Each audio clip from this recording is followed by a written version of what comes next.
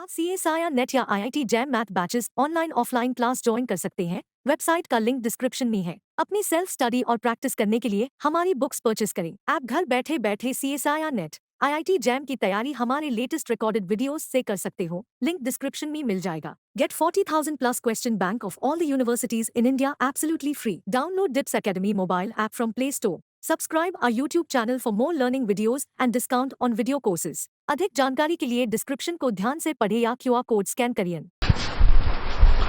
Let u x comma y be the solution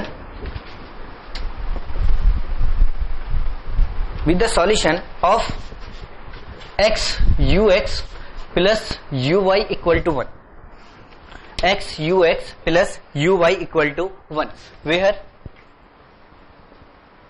u x comma 0 equal to 2 log x greater than 1. 2 log x, sorry, u x comma 0 equal to 2 log x greater than 1. Then u e comma 1, first option 1, second option -1, third option 0 और fourth option none of these. Fourth option none of these.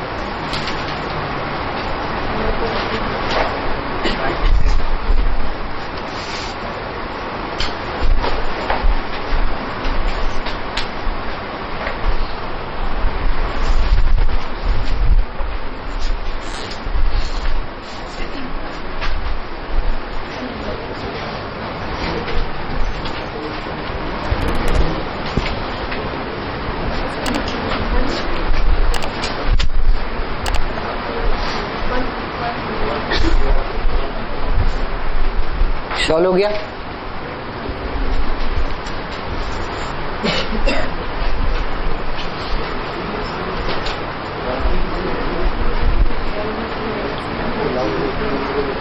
देखो question में कुछ भी नहीं है। एक चीज और, जब क्वेश्चन सॉल्व करते हैं तो पूछना नहीं चाहिए। मैंने तुम्हें पहले भी मना किया, सभी लोगों को मना किया है या नहीं किया। सॉल्व नहीं होता कोई प्रॉब्लम नहीं, मैं सारे क्वेश्चन का सॉल्यूशन बोर्ड पे देता हूं। अगर तुम पूछ रहे हो तो अपना नुकसान कर रहे हो। टाइम में तुम्हें 2 मिनट इसलिए देता हूं ताकि तुम लोग ट्राई करो। एक क्वेश्चन नया ही फ्रेम होगा, एग्जाम में जब भी पूछा जाएगा कोई भी न्यू क्वेश्चन नहीं होगा और होगा ऐसी कोई इन्फॉर्मेशन से। तुम्हें 2 क्वेश्चन समझ आए थे या नहीं आए थे।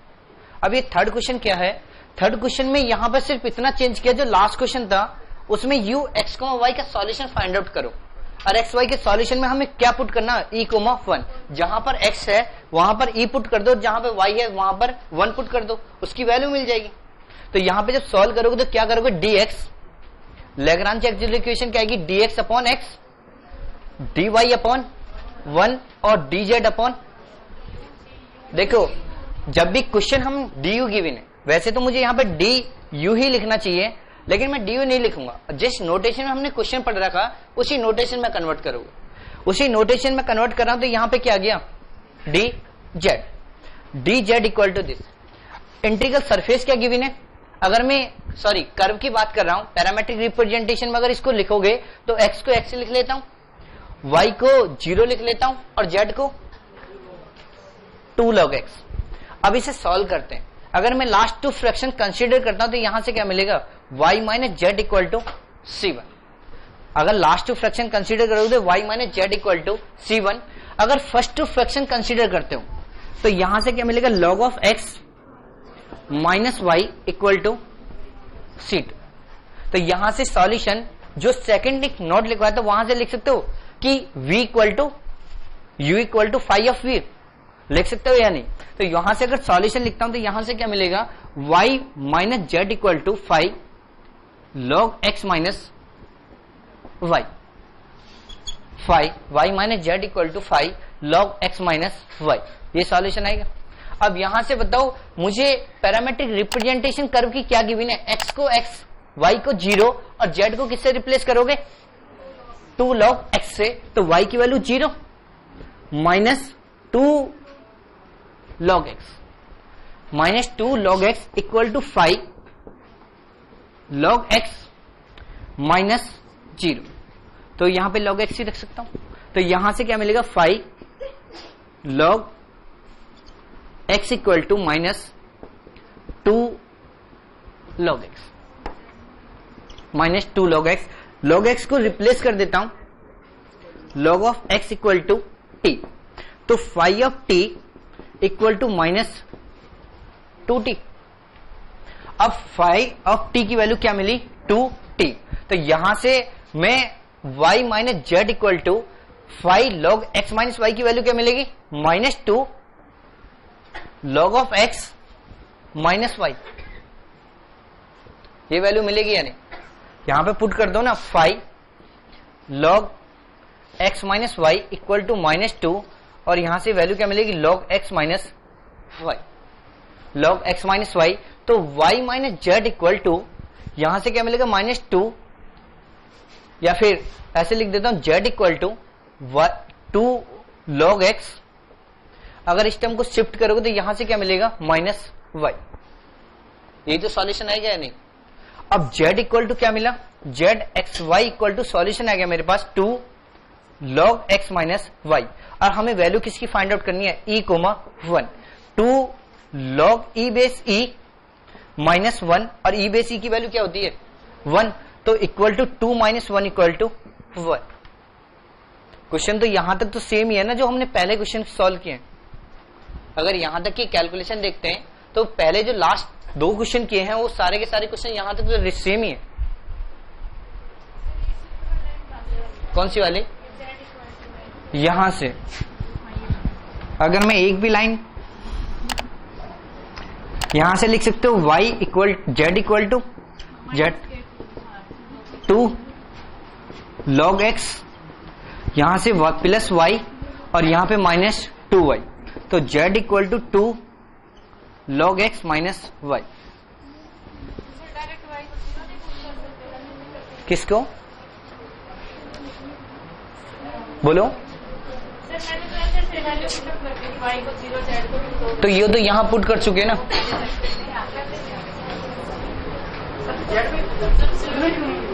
क्या, तो ux को zx मान लो। यहां पे क्वेश्चन इतना ही तो चेंज होगा, zx zy zx, क्वेश्चन खत्म हो गया। मैं क्वेश्चन सारे क्वेश्चंस की कैलकुलेशन किस में कर रहा हूं, zx में। तो ux को zx लिख लो या ux लिख लो।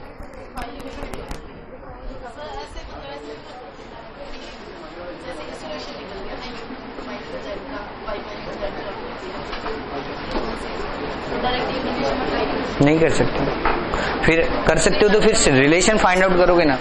रिलेशन फाइंड आउट करने के बाद सॉल्यूशन आएगा। सॉल्यूशन तो फिर भी फाइंड आउट करोगे ना। ये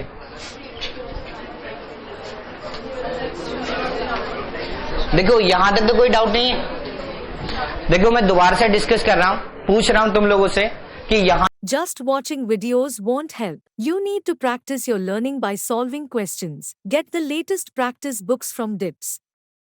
Click on the link to buy now. यहां तक तो कोई डाउट नहीं है। अगर तुम्हारे यहां तक डाउट है तो मान लेना कि 100% एक क्वेश्चन आएगा यहां से। अगर एक क्वेश्चन छूट जाएगा अगर तुम्हें यहां तक डाउट है, किसी को भी कोई प्रॉब्लम तो नहीं। अब यहां से किस टाइप के क्वेश्चन से रिलेट हो सकते हैं? पहला क्वेश्चन किया, देखो ये डिस्कशन क्लास के बाद आप मतलब मैं तुम्हें कितनी बार समझा चुका हूं, ठीक है, ठीक है, कुछ बातें मैं इग्नोर कर भी देता हूं, ठीक है, कोई प्रॉब्लम नहीं है, लेकिन ऐसा मत करो कि क्या नाम है डिस्टर्बेंस क्रिएट हो जाए, ठीक है। तुम आपस में बोलोगे अगर सारे लोग इतना ही डिस्कशन करें तो क्या क्या होगा क्लास का? आप बताओ कि खुद सोचो। देखो तुम में और जम वाले बच्चों में इतना डिफरेंस है, वहां अगर मैं उन्हें एक बार बोल देता हूं ना, कुछ भी बोल दूं, तो वो 2 घंटे ऐसे के ऐसे ही बैठे रहेंगे, मतलब वो मेरे बोलने का वेट करते हैं। तुम्हारी क्लास में मैं कभी कोई स्टेटमेंट यूज ही नहीं करता, वहां मैं उन्हें ऑफर देता हूं कि जो भी स्टूडेंट सिंगल डिजिट रैंक लाएगा, जो भी स्टूडेंट सिंगल डिजिट रैंक लाएगा उसको 50,000 कैश प्राइस दूंगा, ठीक है। वहां में तुम्हें ये डिफरेंस है, ठीक है। वहां का भी आना मेरी क्लास में, पता लग जाएगा, ठीक है। क्या यहीं पढ़ लो, चलो ठीक है। वहां की कोई रिक्वायरमेंट नहीं है, क्योंकि अभी नेट के बारे में सोचो, 4 महीने की बात है, 2 साल क्यों पीछे जा रहे हो? हाँ 3 साल पीछे, ठीक है। अब यहां पे देखो हम किस टाइप के सॉल्यूशन की बात कर रहे हैं। पहला क्वेश्चन आया मेरे पास सॉल्यूशन। मेरे पास जो फर्स्ट क्वेश्चन है उसमें हमने फाइंड आउट किया z इक्वल टू सम कोई फंक्शन, कोई भी सॉल्यूशन मिला या नहीं मिला, X Y something plus 1/8 X square minus Y square equal to whole square, इस टाइप का। सेकंड क्वेश्चन में क्या चेंज हुआ? सेकंड क्वेश्चन में सॉल्यूशन तो पूछा, लेकिन सेकंड क्वेश्चन में वो ऐसा कुछ रिलेट कर रहे हैं, X Y equal to X Y plus 1/8 X square minus Y square whole square. तो यहां पे एक्स और वाई की पर्टिकुलर किसी पॉइंट पे वैल्यू पूछ रहे हैं, यही तो कर रहे हैं या नहीं कर रहे? अगर वो यहां से आगे बढ़ते हैं तो ऐसा भी तो कुछ क्वेश्चन रिलेट कर सकते हैं, जैसे ऑर्डिनेट डिफरेंशियल इक्वेशन में तुम क्वेश्चन रिलेट करते हो। जैसे सॉल्यूशन आया वाई एक्स इक्वल टू ई की power minus x plus e की power minus x into something, कुछ फंक्शन लिख देते हैं, और वहां पे क्वेश्चन कैसे रिलेट होते हैं, x tends to infinitive, y x tends to minus infinitive, x tends to 0, तो y x tends to 0, y x tends to infinitive और y x tends to minus infinitive. तो यहां पे अगर कोई ऐसी फंक्शन में सॉल्यूशन आ जाए, जैसे सपोज करूं, मान लेता हूं z x comma y equal to x into x plus e की पावर माइनस एक्स टाइप का सॉल्यूशन लिख दे, सपोज करूं मैं, या x tends to minus y type का सॉल्यूशन लिख दे, ठीक है। अगर मैं तुमसे ऐसे पूछता हूं और पूछता हूं Y tends to infinitive, y tends to infinitive, तो ये सॉल्यूशन किस में कन्वर्ट हो जाएगा? 0, और ये सॉल्यूशन क्या बचेगा? x बचेगा। x पे तो अभी कोई कंडीशन नहीं है, तो z x को y इक्वल टू क्या मिला? x मिला या नहीं मिला? x मिला। और अगर x पे कंडीशन रिलेट कर दूं a कोमा b कि x belongs to a comma b, और a b कोई कांस्टेंट है, जैसे 1,2, 2,3, तो ये सॉल्यूशन बाउंडेड होगा? होगा नहीं होगा? तो तुमसे ज्यादा से ज्यादा कैसे क्वेश्चन से रिलेट हो सकते हैं? पार्शियल डिफरेंशियल इक्वेशन में इतनी तो ऑब्जर्वेशन कर सकते हैं। ध्यान रखना, अब जो लास्ट ईयर के 2-3 पेपर हैं उनमें क्वेश्चंस को ऐसे ही रिलेट कर रहे हैं, ऐसे ही रिलेट कर रहे हैं जैसे मैंने यहां पे रिलेट किया, जैसे यहां पे रिलेट कर रहा हूं कि y tends to infinitive, solution कुछ इस फॉर्मेट में कन्वर्ट हो जाएगा, और सॉल्यूशन कन्वर्ट होने के बाद में y tends to infinitive x पे कंडीशन होगी। जनरली जब हम सॉल्व करेंगे ना, तो वहां पे एक ऑप्शन ऐसा भी होगा zx इज बाउंडेड सॉल्यूशन और z इज यूनिक सॉल्यूशन, तो हम टिक क्या करेंगे? z is unique solution. हमसे जो कॉमन मिस्टेक होती है वो यही होती है कि z इज यूनिक सॉल्यूशन या बाउंडेड सॉल्यूशन, उनमें कंफ्यूज होंगे। जो थर्ड ऑप्शन होगा या फोर्थ ऑप्शन होगा उसे रीड ही नहीं करेंगे और डायरेक्ट टिक कर देंगे जैसे Z X equal to X type का सॉल्यूशन मिला, क्योंकि यहां से तो हम बोल ही नहीं सकते ना। अभी तक मैंने एक बार भी यूनिक सॉल्यूशन, नो सॉल्यूशन और इनफाइनाइट सॉल्यूशन का डिस्कशन किया नहीं किया ना, तो अभी तो मैंने कुछ भी रिलेट नहीं किया। इसीलिए रिलेट नहीं किया कि कब यूनिक सॉल्यूशन बोलेंगे, कब नो सॉल्यूशन बोलेंगे और कब इनफाइनाइट सॉल्यूशन बोलेंगे, ठीक है। तो उसका डिस्कशन अभी बाद में क्वेश्चन से भी रिलेट करूं, ठीक है। अभी तो पहले सॉल्यूशन तो फाइंड आउट कर लो। पहले मेरे पास Cauchy linear partial first order partial differential equation आई, उसके मैंने 4 केसेस डिफाइन किए। 4 केसेस को रिलेट किया किससे? इंटीग्रल सरफेस से। यहां तक तो कोई डाउट नहीं है। अगर तुम्हें ये क्वेश्चन समझ आ गया तो लास्ट क्वेश्चन करा रहा हूं, इस टॉपिक का क्वेश्चन सॉल्व होना चाहिए, ठीक है। लिखो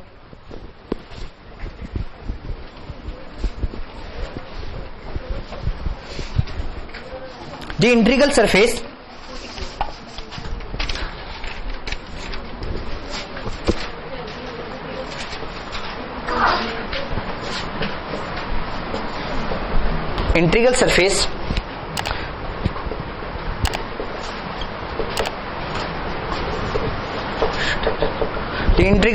satisfying the partial differential equation del z upon del x plus z square del z upon del y equal to 0.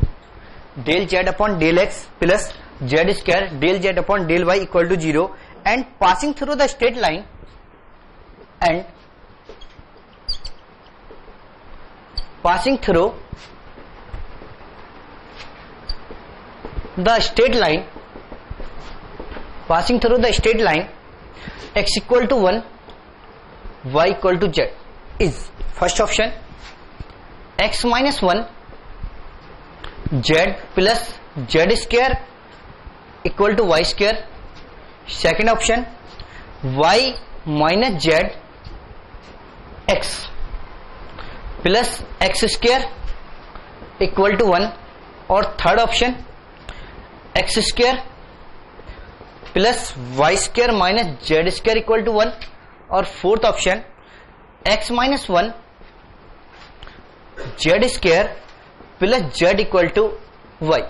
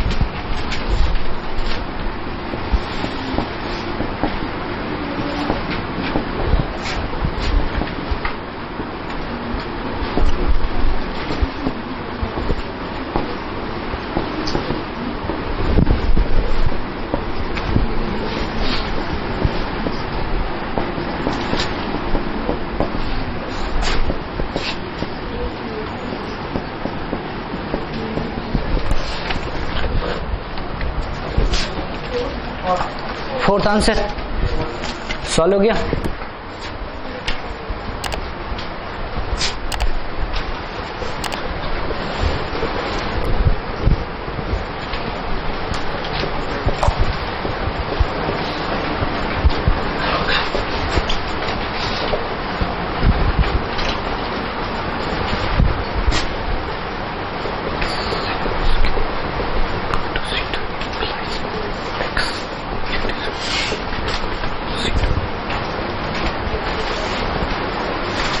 Solution मिले या नहीं मिले इस क्वेश्चन को? सॉल्यूशन मिला. एक सॉल्यूशन आएगा z इक्वल टू c1 और सेकंड सॉल्यूशन आएगा x z square minus y equal to c2.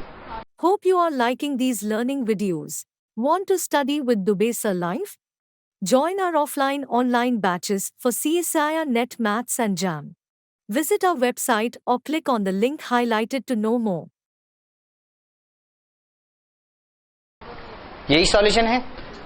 तो मैं इसका सॉल्यूशन एस कुछ इस तरीके से लिख सकता हूं, X Z square minus Y equal to phi of Z, X Z square minus Y equal to phi of Z.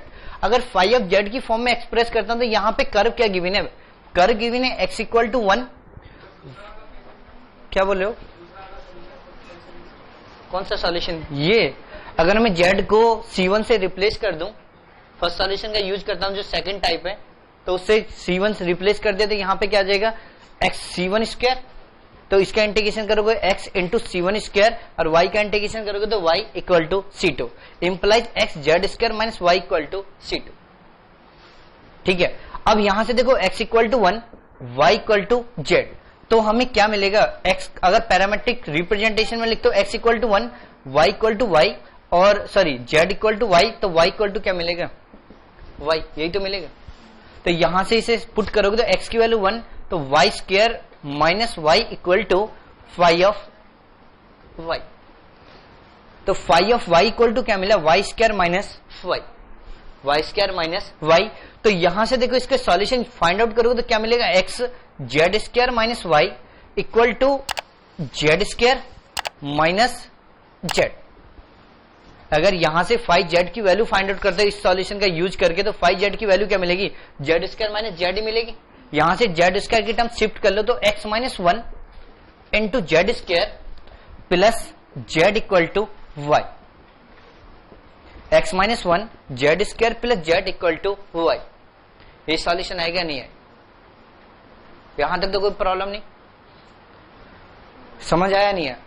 अब देखो तुम्हें कितना ही भी पढ़ा लिया जाए लेकिन तुम वही काम करोगे जो तुम्हें बताया जाता, या फिर जो भी जिस वे से तुम चल रहे हो ना उस वे से ही चलते रहोगे। क्यों, क्योंकि मैं तुम्हें अगर पर्टिकुलर क्वेश्चन दे रहा हूं, पहला एक क्वेश्चन कराया, उसमें मैं जो सेकंड क्वेश्चन था उसमें तुम्हें मैंने कुछ ऑप्शन से रिलेट कराया था, नहीं करा, तो अगर तुम ये सॉल्यूशन होगा जो ये जितने भी सॉल्यूशन हैं ये इन कंडीशन को सेटिस्फाई कर रहा होगा या नहीं कर रहा होगा, तो ऑप्शन सबसे पहले क्या करो, ऑप्शन डिस्कार्ड करके चेक कर सकते हो या नहीं कर सकते।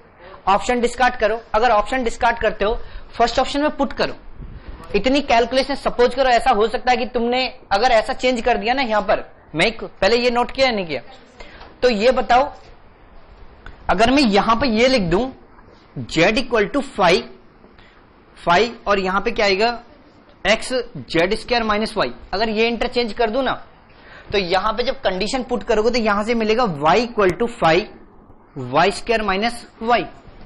तो क्या एग्जाम में बैठ के इस फंक्शन को एलिमिनेट कर पाओगे? अगर मैं इन्हें ही चेंज कर दूं तो क्या तुम इतना सोच पाओगे वहां पे बैठ के? तो क्वेश्चन की कैलकुलेशन फंस जाएगी या नहीं, प्रॉब्लम होगी, क्वेश्चन सॉल्व नहीं होगा एग्जाम में। तो फिर देखो ना कि अगर ऐसा कुछ प्रॉब्लम हो भी जाती है तो सबसे पहले ऑप्शन मतलब जो प्रॉपर मेथड है ना एग्जाम में उससे सॉल्व नहीं करना, सबसे पहले क्या चेक करो कि जो ये कंडीशंस हैं इन कंडीशन की हेल्प से ऑप्शन डिस्कार्ड करने की कोशिश करो। ऑप्शन डिस्कार्ड करोगे तो यहां पे देखो x इक्वल टू 1 पुट कर दो, फर्स्ट ऑप्शन में x इक्वल टू 1, तो क्या मिलेगा z square equal to y square imply z equal to plus minus y, और मेरे पास कर्व क्या गिवन है y equal Z equal to y, first option discard हो गया। अगर मैं सेकंड ऑप्शन में पुट करता हूं सॉरी थर्ड ऑप्शन में पुट करता हूं x equal to 1, x equal to 1 put करता हूं तो 1 से 1 कैंसिल, यहां पे भी तो यही कंडीशन आएगी z equal to plus minus y. Third question में तो यही प्रॉब्लम आएगी z equal to plus minus y, और यहां पे देखो अगर यहां पे पुट करते हो z इक्वल टू वाई तो x की वैल्यू क्या मिलेगी प्लस माइनस 1। अगर मैं z equal to y put कर देता हूं तो यहां पे क्या मिलेगा x equal to plus minus 1। तीन ऑप्शन तो 100% श्योरिटी से डिस्कार्ड हो गए या नहीं हो गए। तो ऑप्शन अगर तीन ऑप्शन डिस्कार्ड कर पा रहे हो तो फोर्थ तो आंसर होगा ही होगा, तो इसे चेक कर लो, x इक्वल टू 1 कर दो तो z इक्वल टू वाई, और y equal to z equal to y put कर दो तो x इक्वल टू 1 मिल जाएगा नहीं मिल जाएगा। यानी कि जो हम कैलकुलेशन कर रहे हैं उस कैलकुलेशन को तुम रिड्यूस कर सकते हो, लेकिन तभी रिड्यूस कर सकते हो जब तुम खुद सोच सको। ये सारे की सारी ऑब्जेक्टिव अप्रोच एग्जाम में बैठ के तुम्हें खुद सोचनी होंगी कि ऑप्शन कैसे डिस्कार्ड करें। यही तो कर रहे हैं या नहीं कर रहे? देखो पहले सॉल्यूशन दे रहा हूं क्वेश्चन का एक प्रॉपर मेथड, ठीक है, उसके बाद तुम्हें ऑब्जेक्टिव सिखा रहा हूं कि कैसे ऑब्जेक्टिव करोगे। एग्जाम में पहले ऑब्जेक्टिव करके कैलकुलेशन मतलब रिड्यूस करोगे, ऑप्शन डिस्कार्ड करोगे और फिर चेक करोगे कि वो ऑप्शन सेटिस्फाई कर रहा है या नहीं कर, ताकि क्वेश्चन गलत ना हो। समझ आया नहीं है? अब सेकंड कंसेप्ट लिखो, characteristic curve for semi linear equation.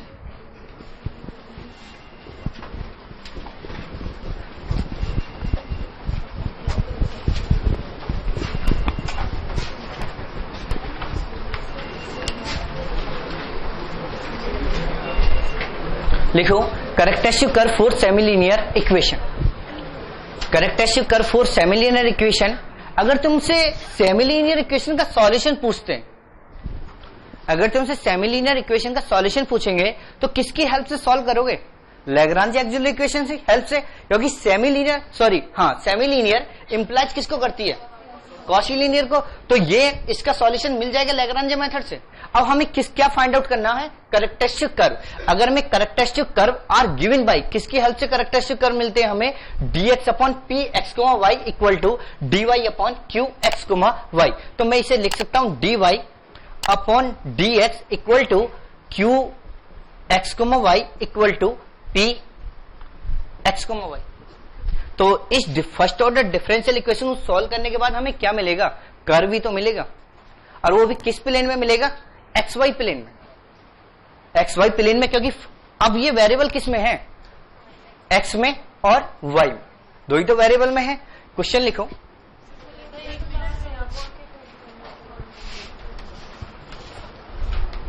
डांटते क्यों?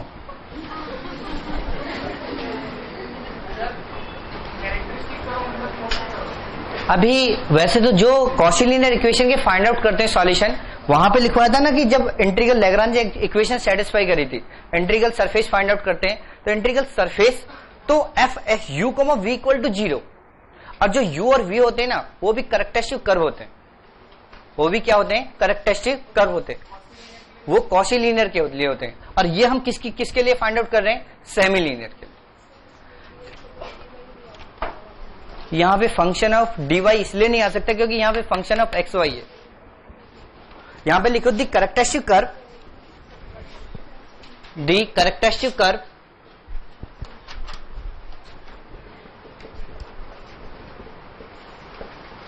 दी characteristic curve 2y ux plus 2x plus Y square 2y ux plus 2x plus Y square into uy equal to 0 passing through 0 0 is first option, y square equal to 2 e की power x plus 1 second, y square equal to 2 e की power x minus x plus 1, और third option y square equal to 2 e की power x minus x minus 1, और fourth option y square equal to 2 e की power x plus x minus 1।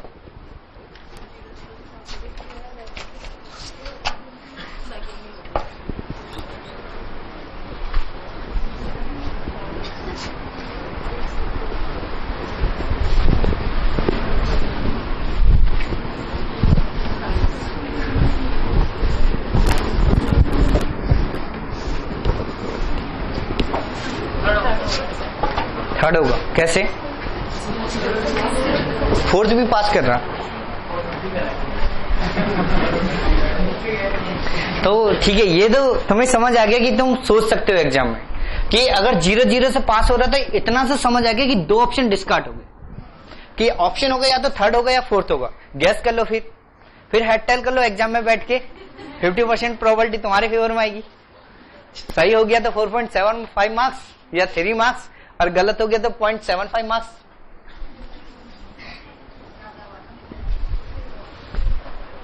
मान के चलो ना 4.75 में मार्क्स में आएगा। अब सॉल्व कर, अब तुम्हें प्रॉब्लम कहां पे आएगी उसका डिस्कशन करते हैं। आप CSIR नेट या IIT jam math batches online offline class join कर सकते हैं। वेबसाइट का लिंक डिस्क्रिप्शन में है। अपनी सेल्फ स्टडी और प्रैक्टिस करने के लिए हमारी बुक्स परचेस करें। आप घर बैठे बैठे CSIR नेट IIT जैम की तैयारी हमारे लेटेस्ट रिकॉर्डेड वीडियोस से कर सकते हो, लिंक डिस्क्रिप्शन में मिल जाएगा। Get 40,000 plus question bank of all the universities in India absolutely free. Download DIPS Academy mobile app from Play Store. Subscribe our YouTube channel for more learning videos and discount on video courses. अधिक जानकारी के लिए description को ध्यान से पढ़े या QR code scan करिए। देखो पहले प्रॉपर तुमने ऑप्शन सही डिस्कार्ड किए, 2 ऑप्शन डिस्कार्ड किए, आंसर ए हो सकता है या बी हो सकता है, सॉरी थर्ड हो सकता है या फोर्थ हो सकता है, सी या डी। ठीक है, अब पहले प्रॉपर मेथड से सॉल्व करते हैं कि किस मेथड से सॉल्व करोगे। लिखो, अगर इसके कैरेक्टरिस्टिक कर्व की बात हो रही है तो इसी इक्वेशन को सॉल्व करोगे, d x upon 2y equal to d y upon 2x plus Y square, 2x plus Y square solve करोगे या नहीं। अब यहां से ये बताओ कि जब इसे सॉल्व करोगे तो फर्स्ट ऑर्डर डिफरेंशियल इक्वेशन है। अब यहां से आगे तो इसका सॉल्यूशन तो फाइंड आउट कर सकते हो, तुम्हें फर्स्ट ऑर्डर कुलवंत सर ने बहुत अच्छे से पढ़ाई है, तो सॉल्व करो, सॉल्यूशन निकालो।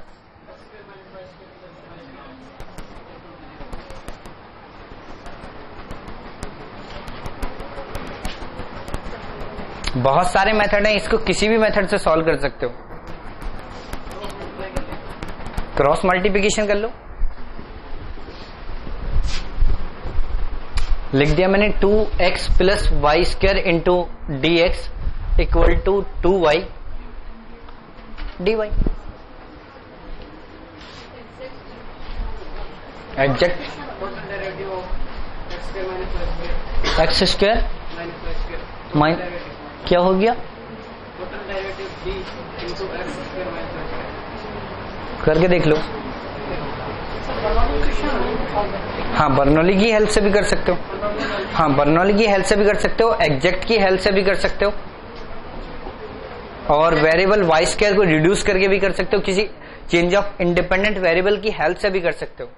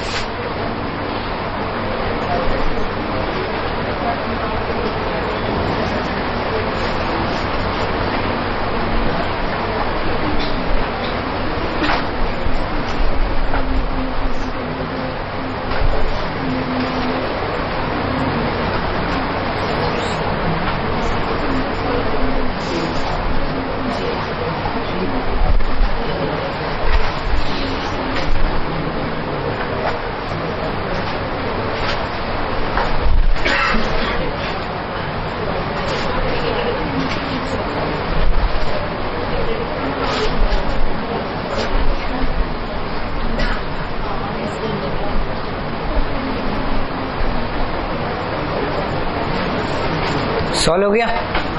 नहीं हुआ ना, फर्स्ट ऑर्डर डिफरेंशियल इक्वेशन भी सॉल्व नहीं हो रही।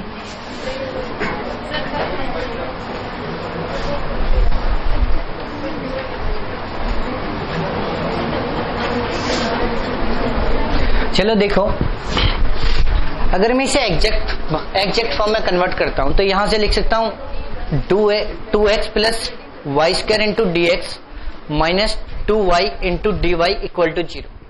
अगर my की वैल्यू फाइंड आउट करते हो, क्योंकि m dx प्लस n, तो my की वैल्यू क्या आएगी 2y और nx की वैल्यू क्या आएगी 0। तो my minus nx upon n, तो यहां से इसकी वैल्यू क्या मिलेगी 2y upon minus 2y equal to -1।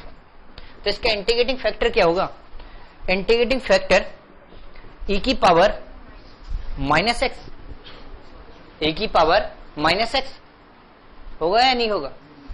मुझे तो ये भी याद नहीं कि ऑर्डिनरी, मुझे तो ऐसा लगता है पार्शियल डिफरेंशियल इक्वेशन पढ़ने के चक्कर में ऑर्डिनरी डिफरेंशियल इक्वेशन भूल गए। तो यहाँ पे क्या लिखेंगे, integrating factor equal to e की पावर माइनस एक्स। तो इसका सॉल्यूशन क्या आएगा, सॉल्यूशन आएगा यहाँ पे अगर इंटीग्रेटिंग e की पावर माइनस एक्स की मल्टीप्लिकेशन करोगे तो 2x plus Y square into e की power minus x into d x minus 2y e की power minus x into d y equal to 0। तो इसका सॉल्यूशन क्या आएगा? सॉल्यूशन आएगा इसका फर्स्ट का इंटीग्रेशन करोगे विद रेस्पेक्ट टू एक्स, तो 2x plus y x y square into e की पावर माइनस वाई का इंटीग्रेशन, सॉरी ई की पावर माइनस एक्स का इंटीग्रेशन ई की power minus x minus into sorry 2x plus y whole square, और इसका integration करोगे तो minus e की पावर माइनस एक्स, और इसका सेकेंड टर्म डिफरेंशिएट करोगे तो माइनस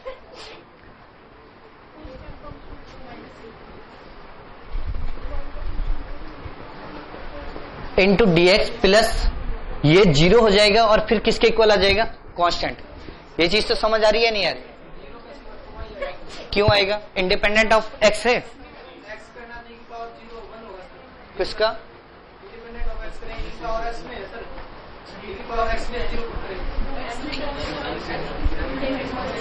इसका सॉल्यूशन फाइंड आउट कर रहे हो इंटीग्रेटिंग फंक्शन का, और m d x plus n d y का सॉल्यूशन कैसे फाइंड आउट करते हैं? एग्जैक्ट इक्वेशन का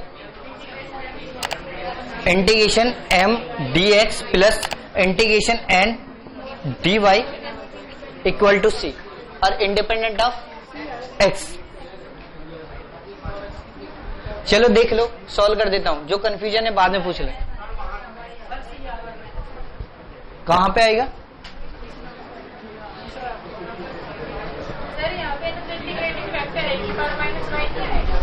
ई की पावर, तुम सारे लोग एक बार ऑर्डिनेट डिफरेंशियल इक्वेशन दोबारा से पढ़ लो, ज्यादा बेटर रहेगा।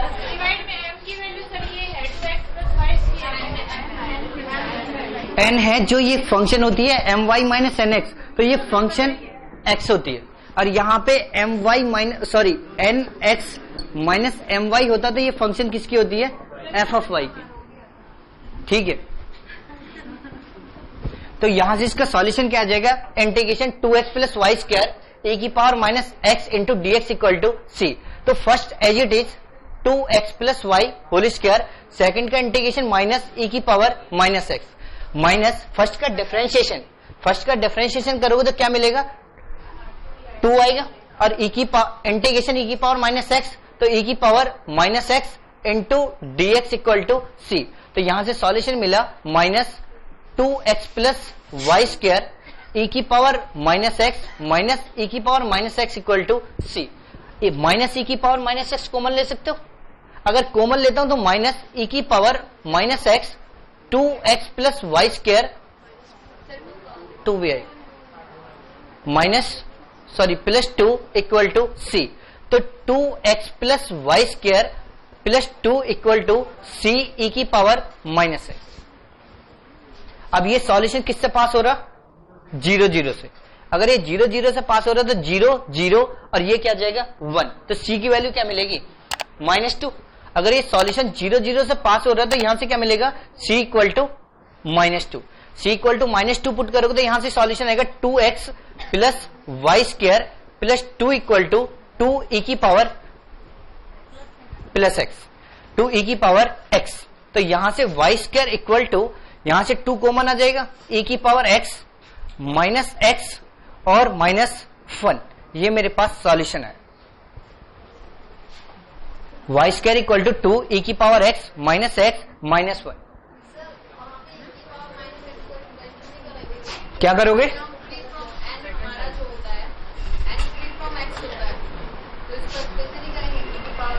कभी किसी भी सम का एक्सपेंशन करके इंटीग्रेशन करते हैं, या सम को पहले एक्सपेंशन का सम फाइंड आउट करके इंटीग्रेशन करते हैं?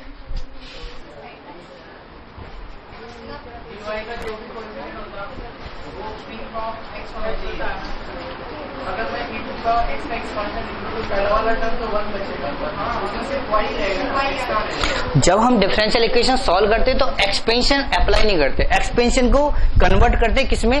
किसी सीरीज के फॉर्म में। ऐसा नहीं करते जैसे वहां पे जो तुम बोल रहे हो ना cos स्क्वायर एक्स को रिलेट कर रहे हो, जो तुम्हारे क्वेश्चन सॉल्व किया होगा, तो इसे लिखा Just watching videos won't help. You need to practice your learning by solving questions. Get the latest practice books from DIPS. Click on the link to buy now. होगा कॉस्ट 2x अपॉन 2। तो ये एक finite quantity है, sorry जो भी है plus, तो ये एक फाइनाइट क्वांटिटी है, तो ये भी एक फंक्शन है। और जो बाकी जो लिखा हुआ ना यहां पर, अगर तुम फ्री फ्रॉम x कर रहे हो, e की पावर माइनस एक्स का एक्सपेंशन खोल रहे हो, तो वहां पर कितनी टर्म्स आ रही हैं? इनफाइनाइट टर्म्स आ रही है। तो ऐसे कभी नहीं बोल सकते हो कि यहां पे ये लिख दो 1 + 2 + up to dot dot dot n upon n square कर देता हूं, अपॉन n स्क्वायर कर देता हूं, लिमिट अप्लाई करता हूं। तो लिमिट अप्लाई करोगे तो एक मेथड तो ये है 1 upon n square plus 2 upon n square up to dot dot dot n upon n square. तो अगर लिमिट अप्लाई करोगे तो इसकी लिमिट क्या आएगी? Limit n tends to infinity, 0 आएगा, नहीं आएगा? 0 आएगा। अब limit n tends to infinity, इसकी सम फाइंड आउट करना क्या आएगा? n + 1/2 इंटू n स्क्वायर, और इसका वैल्यू क्या आएगी? 1/2। तो कभी भी तब अप्लाई नहीं करते किसी भी कंसेप्ट को सॉल्व करने से पहले उस जो भी सम या एक्सपेंशन गिवन होता उसका सम फाइंड आउट करते हैं, तब कोई कंसेप्ट अप्लाई करते हैं। नहीं तो जितनी भी थ्योरी होती है ना वो सारी चेंज हो जाएगी। अब देखो यहां से ये चीज समझ आई, सॉल्यूशन समझ आ गया, सॉल्यूशन समझ आ गया या नहीं? तो यहां से देखो ऑप्शन याद। अब ऑब्जेक्टिव सॉल्व करते हैं। एक सेकंड अप्रोच क्या है? ऑब्जेक्टिव। ऑब्जेक्टिव कैसे सॉल्व करोगे? तुमने ये तो फर्स्ट और सेकंड ऑप्शन तो डिस्कार्ड कर दिया, फर्स्ट और सेकंड। अब आंसर या तो थर्ड हो सकता है या फोर्थ हो सकता है।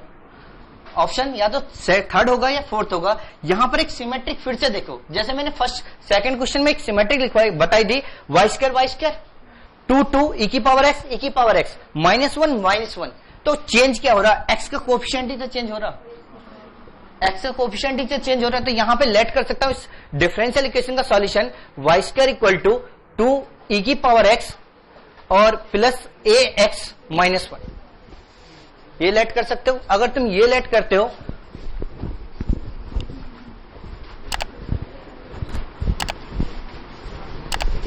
यहां से बताओ तो इसकी वैल्यू क्या आएगी? dy/dx equal to 2x + y² into 2y, ये लिख सकते हो।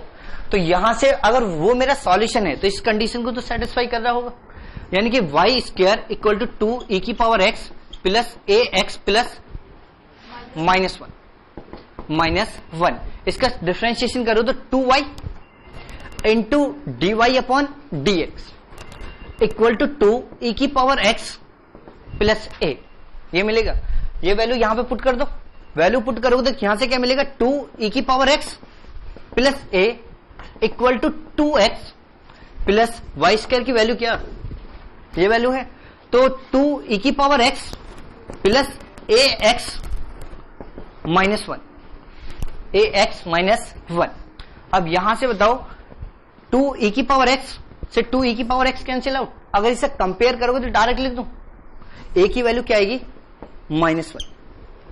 इसे x की टर्म शिफ्ट कर लो और x -1 कॉमन आ जाएगा और a + 1 कॉमन आ जाएगा, तो a + 1 into x -1 equal to 0। तो a की वैल्यू क्या आ जाएगी? कोएफिशिएंट क्या आ जाएगा?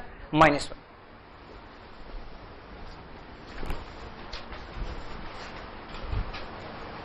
ठीक है। तो जो तुम कैलकुलेशन कर रहे हो उस कैलकुलेशन को कितनी कैलकुलेशन में रिड्यूस कर रहे हो?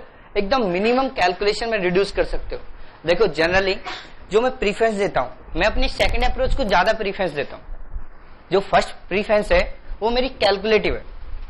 और जनरली ऐसा कोई जरूरी थोड़ी कि जैसे यहीं पर ऑर्डिनरी डिफरेंशियल इक्वेशन बनी, ऑर्डिनरी डिफरेंशियल इक्वेशन तुमसे सॉल्व हो जाए एग्जाम में, वहां पे बैठ के तो तुमसे अगर तुम्हें सेकंड ऑर्डर वेरिएबल कोएफिशिएंट पढ़ा दिया सर, नहीं या नहीं पढ़ा दिया होगा, तुम्हें वो चारों फॉर्म भी याद नहीं होंगी। जो पर्टिकुलर फॉर्म होती है normal form, sorry reduction, normal और वेरिएशन ऑफ पैरामीटर, और एक होती है चेंज ऑफ इंडिपेंडेंट वेरिएबल। शायद 3 पढ़ाई होंगी सर ने, 3 पढ़ाई है, 1 नहीं पढ़ाई है, चेंज ऑफ इंडिपेंडेंट वेरिएबल। ठीक है, वो तुम्हें तीनों फॉर्म भी याद नहीं होंगे। वैसे भले ही तुम ऑर्डिनरी डिफरेंशियल इक्वेशन पढ़ चुके हो, तो सिलेक्शन ना होने में तुम्हारी कमी होती है, क्योंकि तुम्हें जो तुम पढ़ रहे हो ना वो भी याद नहीं। सही में देखो, तुम अपने खुद देखो ना कि तुम्हें कितना याद है पिछला पढ़ा हुआ। 2 महीने हो गए पढ़ते हुए, हाँ जितना भी टाइम है। ठीक है, नेक्स्ट क्वेश्चन लिखो।